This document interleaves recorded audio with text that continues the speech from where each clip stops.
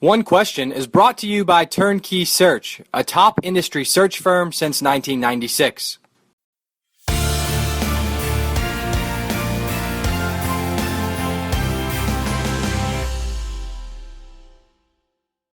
David Williams has been the athletic director at Vanderbilt since 2003, but David, your oversight responsibilities in Nashville have ranged beyond what most ADs around the nation, have on their plate. You've been the general counsel for the university secretary as well. I want to start by asking if you'll take us back to when you and Gordon Gee talked about the arrangement of your responsibilities back in 2003 and why it worked so well for the university for so many years.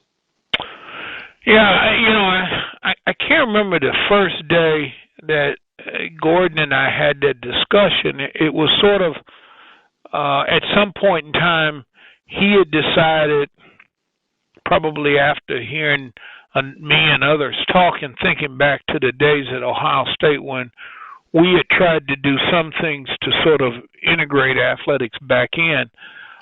He had heard talk about it, and so he said one day, he called us in the management team and basically said that he thought we were going to make a change. And strangely enough, I don't think any of us really knew exactly where he was going with this. And I think he was concerned. I know he was concerned about the fact that even though the athletic department at Vanderbilt was probably as integrated as most in Division I, he was scared that it may be drifting off a little. So, it was the sort of thing that, we're going to have a new ideal, a new identity, and Dave go upstairs and figure out what it's going to be. And it was like, oh, what? And I kind of realized then, okay, not only do I need to have something to do with figuring out that I'm probably going to have some responsibilities on it. And so, I went up and said, well, if you want to integrate it back in, here are some of the things we should do. And I think one of the success of it is we started from a point of trying to look at our student athletes and compare them to Vanderbilt students and to see where the differences lied. So if you looked at our GPA, and remember, Vanderbilt had good graduation rates amongst its athletes and good GPA.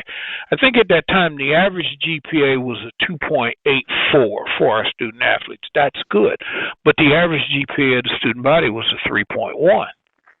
And so, it's that whole concept, you're good, but if the 2.84 was good and the 3.1 is great, is good getting in the way of great? Same sort of thing that I remember when we surveyed this, we looked at things like study abroad. Oh, maybe 67 to 72% of Vanderbilt students studied abroad, 0% of the student athletes. And I think that's what we tried to build off of is how do we basically move in a direction that our student athletes are getting as much of the same education, opportunities, and other opportunities as the student body. Now, initially everybody said we were crazy. You won't be able to recruit another student. All of the coaches will leave. Neither one of those took place, and I think part of that was I think people realized we were being true to what we were saying in our mission is that we really wanted to expand the opportunity for our student athletes. And I always thought that if you did that and you were true to it, your kids will actually perform better. And that's been the case. I mean, we didn't lose coaches, and I think our coaches like it here because they realize that we are looking at developing the whole person. And so that's kind of how it started. And, it wasn't smooth all of the time, and we have to go back and look at things. Last year we started an internship program because we got tired of our kids coming in as seniors when they realized, in particular football, when they would realize they weren't going to the league. Well, what am I going to do now? Well, at Vanderbilt, just about every undergrad graduates from here with one or two internships. But our athletes were graduating with none. What were we doing? We were throwing them all in summer school every summer. So how can we change that? And I think that that's been the whole portion of it is to kind of try to think out the box to solve those. And I think that our student athletes have appreciated that And I think our coaches have appreciated that. And so with that came more success on the field and on the court as well. And then we're going to fast forward, and there's so much we could talk about in this 9 to 10 year gap between when you took over athletics along with your other roles, and then when you shed the titles of general counsel and university secretary. But I do want to fast forward, and in the press conference where the announcement was made with you and Chancellor Zeppos about taking a greater focus on athletics with your time, you specifically, you pointed to the future and you said it's a race to the top.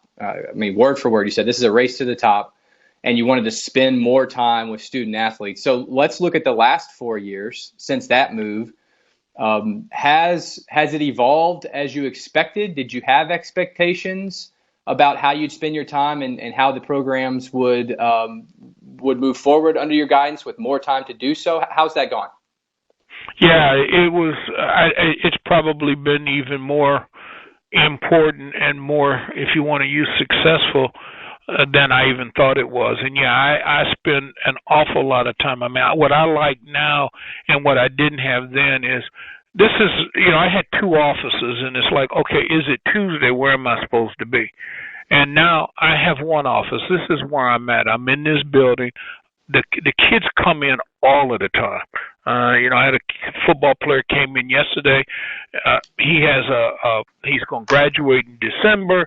He wants to go to law school. He has a 4-year commitment because he's in ROTC with the Marines, and just wants to talk about it. How can I handle it? And that goes on every day. So yes, the fact that I get to spend much more time with the student athletes has been maybe the greatest thing that's come out of that. I learned much more about who they are and how we can help them reach their goals. And some of those goals are, Chris Marr graduates, and should I go to the pros? I had a chance, or should I go to law school? Oh, by the way, I'm going to do Teach America. Now he's back here as one of our assistant coaches. Simone Charlie, who just missed making the Olympics team this year. And, she's our All-American in track and All-SEC in soccer. What do you want to do? We're talking now about, do you want to keep jumping and see about 2020, or do you want to move on to something else? But, yeah, to spend the time with them one-on-one and to spend time at their practices, at their games, at whatever they're doing has been the greatest part of it. And the race to the top of things is we won't be the best in everything we do. And, you just don't do that by doing it part-time. Mm-hmm. Do you feel like you have a deeper engagement with your head coaches now? Yes. Yeah. I mean, yeah.